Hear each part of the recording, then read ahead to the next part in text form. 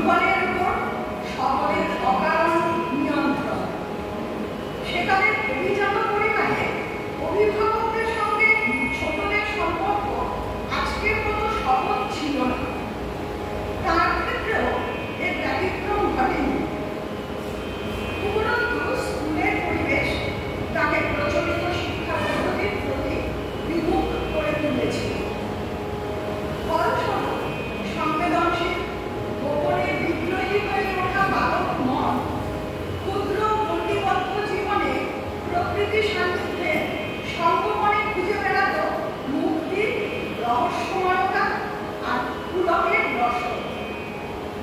ছোটদের নিয়ে তার প্রায় প্রত্যেক রচনায় পাওয়া যায় তুমুল কল্পনাপ্রবণ উদাসী মনের সেই ছেলেটাকে, যার অন্তর জগতের আনন্দ সভায় অংশ নিতে চায়। জীবন স্মৃতির সংকলিত একটি অংশ শোনা যায়। জানালার নিচে একটি ঘাট বাঁধানো পুকুর ছিল। তাহার পূর্ব ধারের প্রাচীরের গায়ে প্রকাণ্ড একটা চীনা বট, দক্ষিণ ধারে নারিকেল শ্রেণী। গণ্ডি বন্ধনের বন্দি আমি জানালার খড়খড়ি খুলিয়া প্রায় সমস্ত দিন সেই পুকুরটাকে একখানা ছবির বহির মতো দেখিয়া দেখিয়া কাটাইয়া দিতাম। সকাল হইতে দেখিতাম প্রতিবেশীরা একদিকে একদিকে স্নান করিতে আসিতেছে। দুপুর বাজিয়া যায়, বেলা একটা হয়, ক্রমে পুকুরের ঘাট জনশূন্য, নিস্তব্ধ। কেবল রাজহাঁস ও পাতি হাঁসগুলা সারা বেলা ডুব দিয়া গুগলি তুলিয়া খায় এবং চঞ্চু চালনা করিয়া ব্যতিব্যস্তভাবে পিঠের পালক সাফ করিতে থাকে। পুষ্করিণী নির্জন হইয়া গেলে সেই বট গাছের তলাটা আমার সমস্ত মনকে অধিকার করিয়া লইত। তাহার গুঁড়ির চারিধারে অনেকগুলা ঝুড়ি নামিয়া একটা অন্ধকারময় জটিলতার সৃষ্টি করিয়াছিল। দৈবাত সেখানে যেন স্বপ্নযুগের একটা অসম্ভবের রাজত্ব বিধাতার চোখ এড়াইয়া আজও দিনের আলোর মাঝখানে রইয়া গিয়াছে। ছেলেবেলার দিকে যখন তাকানো যায়, তখন সবচেয়ে এই কথাটা মনে পড়ে যে তখন জগৎটা ও জীবনটা রহস্যে পরিপূর্ণ। প্রকৃতি যেন হাত উঠা করিয়া হাসিয়া জিজ্ঞাসা করিত, কি আছে বল দেখি, কোনটা থাকা যে অসম্ভব নিশ্চয় করিয়া বলিতে পারতাম না।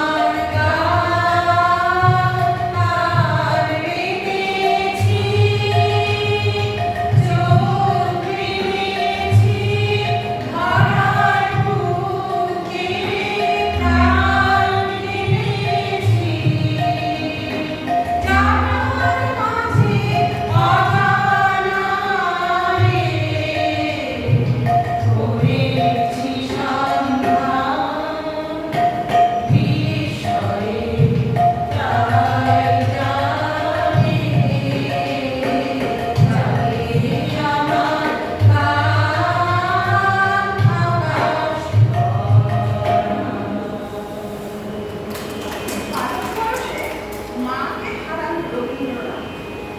মায়ের অস্তিত্বের স্মৃতিও তার কাছে অল্প দিনের। তাছাড়া তাদের অভিজাত একান্নবর্তী আত্মীয় অভ্যাগতপূর্ণ পরিবারে মাকে তেমন করে কাছে পাওয়ার সৌভাগ্য তার হয়নি।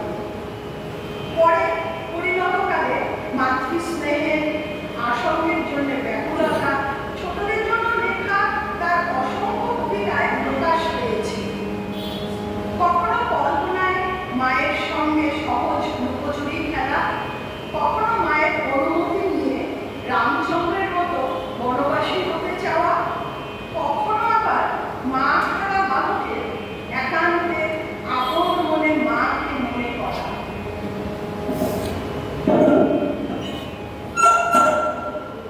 মাকে আমার পড়ে না মনে, শুধু যখন আশ্বিনেতে ভোরের শিউলি বনে শিশির ভেজা হাওয়া পেয়ে ফুলের গন্ধ আসে, তখন কেন মায়ের কথা আমার মনে ভাসে। কবে বুঝি আন্ত মাসেই ফুলের সাজিয়ে পুজোর গন্ধ আসে যে তাই মায়ের গন্ধ হয়ে। মাকে আমার পড়ে না মনে, শুধু যখন বসে গিয়ে শোবার ঘরের কোণে জানালা দিয়ে তাকাই দূরে নীল আকাশের দিকে, মনে হয় মা আমার পানে চাইছে অনেকে। হোলির পরে ধরে কবে দেখতো আমায় চেয়ে, সেই চাউনি রেখে গেছে সারা আকাশ ছেড়ে। আমার প্রাণের মানুষ আছে প্রাণে, তাই দেবে তাই সকল প্রাণে। প্রাণের মানুষ আছে প্রাণে, তাই দেবে তাই সকল প্রাণে। আছে সে নয়ন তারায়, আছে সে নয়ন তারায়, আলোক ধারায় তাই না হারায়। ওগো তাই দেখি তাই যেথায় সেথায় তাকাই আমি যেতে মাগে। প্রাণের মানুষ আছে প্রাণে, তাই দেবে তাই সকল প্রাণে। প্রাণের মানুষ আছে প্রাণে, তাই দেবে তাই সকল প্রাণে। আমি তার মুখের কথা শুনবো বলে গেলাম কোথাও, আমি তার মুখের কথা শুনবো বলে গেলাম কোথাও। শোনা হলো না হলো না, আজ ফিরে এসে নিজের দেশে, ফিরে এসে নিজের দেশে ফিরে শুনি তাহার বাণী আপন গানে। প্রাণের মানুষ আছে প্রাণে, তাই দেবে তাই সকল প্রাণে। প্রাণের মানুষ আছে প্রাণে, তাই দেবে তাই সকল প্রাণে। আবার স্বপ্নে কল্পনায় কখনো বাদক হয়ে ওঠে মায়ের রক্ত অভিভাবক। পরশুয়ার ছেলে মাকে রক্ষা করে ডাকাতের হাত থেকে। আর কল্পনায় গড়া স্বপ্ন ভেঙে গেলে ভাবে সত্যি কেন এমন হয় না।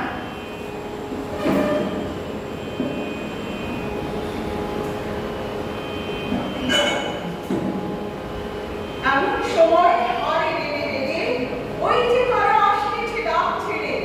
তুমি ঘরে পালকিতে এক কোণে ঠাকুর দেবতা স্মরণ করছো মনে। দিয়ারাগুলো পাশের কাঁটা বনে পালকি ছেড়ে কাঁপছে থরে থরে। আমি যেন বলছি তোমায় ডেকে, আমি আছি, ভয় কেন মা করো। হাতে লাঠি, মাথায় ঝাঁকড়া চুল, কালি তাদের মোজা জবার ফুল।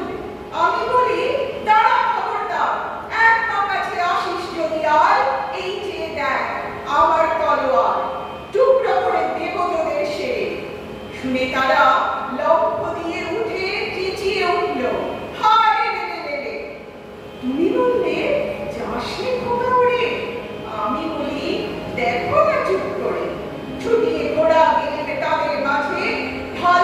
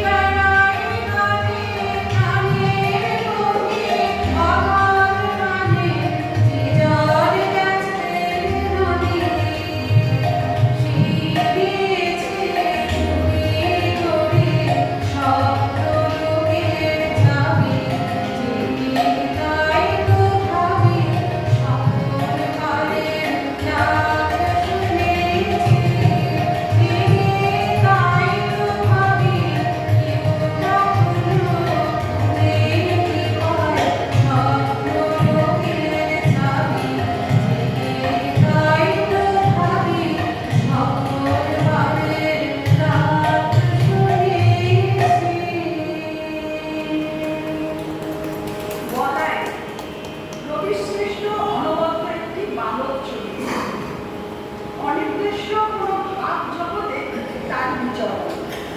কোমল আর মায়াময়, যেন নরম মাটিতে গড়া প্রকৃতির অংশ। মা হারা এই বালক বড় হয় মাতৃসভা কাকিমার কাছে। ভাবে খোলা চোখ আর সমস্ত শরীর দিয়ে প্রকৃতিতে মিশতে চায়। রবি ঠাকুর লেখেন, ছেলেবেলা থেকেই চুপচাপ, চেয়ে চেয়ে দেখাই তার অভ্যাস, নড়ে চড়ে বেড়ানো নয়। পূব দিকের আকাশে কালো মেঘ স্তরে স্তরে স্তম্ভিত হয়ে দাঁড়ায়, ওর সমস্ত মনটাতে ভিজে হাওয়া যেন শ্রাবণ অরণ্যের গন্ধ নিয়ে ঘনিয়ে ওঠে। ঝমঝম করে বৃষ্টি পড়ে, ওর সমস্ত গা যেন শুনতে পায় সেই বৃষ্টির শব্দ।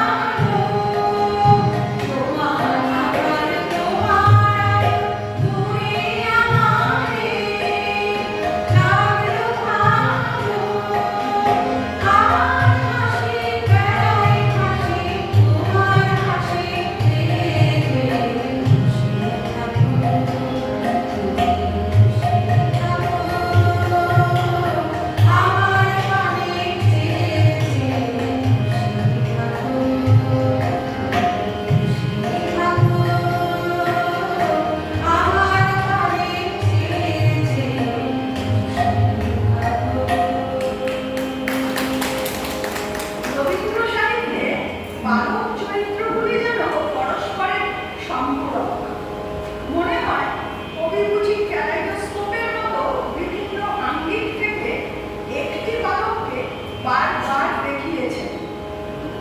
সে বালক হয়তো তারই অস্তিত্ব, অথবা ঠিক তাও নয় হয়তো, কি জানি কতটা বুঝি।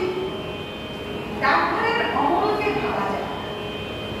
অমল এক বিস্ময় বালক। সে তার বিশ্ব আগ্রাসী মন পেতে বসেছে কখন এসে পৌঁছবে রাজার ডাক, রাজার চিঠি। অসুস্থ বালকের ঘরের মন্দির বাইরে বেরোতে মানা। নিষেধের অদৃশ্য আঙুল থেকে অন্তর্লোকের আলোয় সে চেয়ে দেখে বাইরের পৃথিবীকে, আর আপন কল্পনায় ঘুরে বেড়ায় পথে পথে। এই নাটকের আরেকটি অপূর্ব চরিত্র ঠাকুরদা, অমলের মানস সঙ্গী। হয়তো রূপক, কবিরই অন্য আর এক সত্তা। ডাকঘরের অংশবিশেষ ফকির, এইবার আমাকে চুপি চুপি বলো না, ডাকঘরে কি আমার নামে ডাকার চিঠি এসেছে? শুনেছি তো তার চিঠি রওনা হয়েছে। সে চিঠি আমার পথে আছে। পথে? কোন পথে? সেই যে বৃষ্টি হয়ে আকাশ পরিষ্কার হয়ে গেলে অনেক দূর দেখা যায়, সেই ঘন বনের পথে? কবে তো তুমি সব জানো দেখছি। সেই পথেই তো। আমি সব জানি ফকির। তাই তো দেখতে পাচ্ছি। কেমন করে জানলে? তা আমি জানি নে। আমি যেন চোখের সামনে দেখতে পাই। মনে হয় যেন আমি অনেকবার দেখেছি। সে অনেক দিন আগে, কতদিন তা মনে পড়ে না।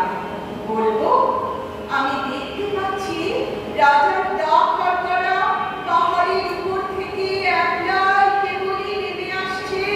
বাঁ হাতে তার লণ্ঠন, কাঁধে তার চিঠির থলি। কতদিন কত রাত ধরে সে কেবলই নেমে আসছে। পাহাড়ের পাড়ের কাছে ঝর্ণার পথ যেখানে ফুরিয়েছে, সেখানে বাঁকা নদীর পথ ধরে সে কেবলই চলে আসছে।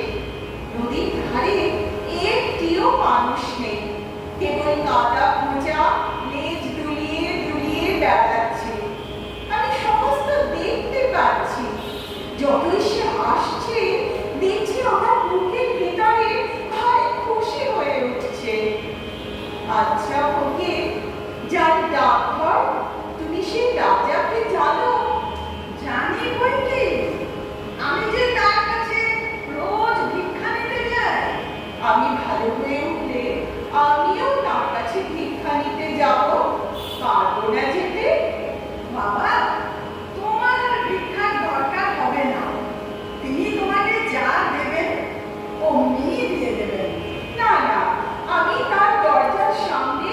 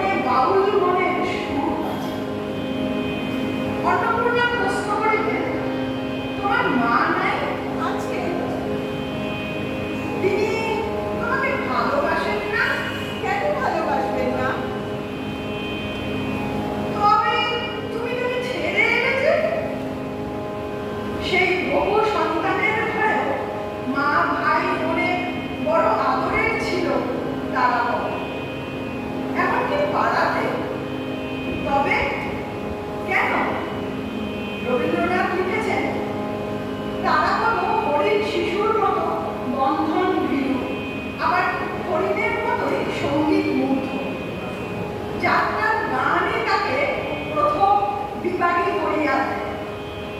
কোনো পিছু টান তাকে আটকে রাখতে পারে না। তোমার খোলা হাওয়া লাগে লাগে, তোমার খোলা হাওয়া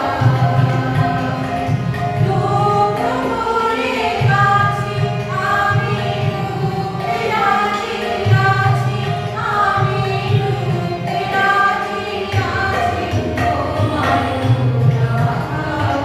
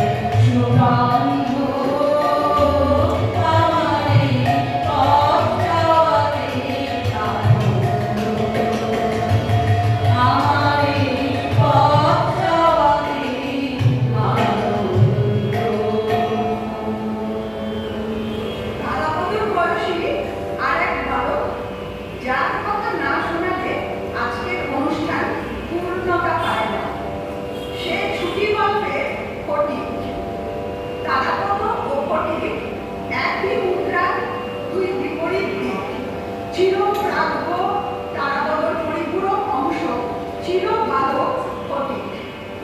তার বয়স বাড়ে না, দুর্গমতায় অভিনব দুষ্টামিতে গ্রামের মানুষ এমনকি তার গর্ভধারিণীও অস্থির। ফটিকের মামা তাকে তার কলকাতার বাড়িতে নিয়ে যেতে চান। ফটিক জননের আপত্তি ছিল না পুত্রকে বিদায় দিতে। ফটিকও গ্রাম ছেড়ে যেতে অতি সহজেই আগ্রহী হয়ে ওঠে। সে কলকাতায় আসে।